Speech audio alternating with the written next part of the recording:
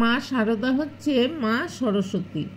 যদি ওই পারিজাত বৃক্ষ দিয়ে কলম করে আর আকাশটা যদি কাগজ হয়, সেখানে লিখে শেষ করা যায় না। সেই রকম মা শারদার কথা। মায়ের কথা আমরা সামান্য জীব, আমরা কি করে মায়ের কথা বর্ণনা করব আর মায়ের কথা বলে শেষ করব? সেই জন্য শ্রীরামকৃষ্ণদেব বলেছিলেন আজ থেকে বহু বছর আগে, মা শারদার দেহ স্পর্শ করে বলেছিলেন, আমি আর কি করেছি, তোমাকে আরও আরও করতে হবে। সেই জন্য আমরা দেখি শ্রীরামকৃষ্ণদেবের দেহ যাবার পরে দীর্ঘ 34 বছর মা ধরাধামে ছিলেন এবং শ্রীরামকৃষ্ণদেবের শাশুড়ি বলেছিলেন যে এমন ঘরে বিয়ে দিলুম শারদা পুত্র সন্তানের মুখ দেখল না। তখন ঠাকুর শ্রীরামকৃষ্ণ সেখানে উপস্থিত ছিলেন।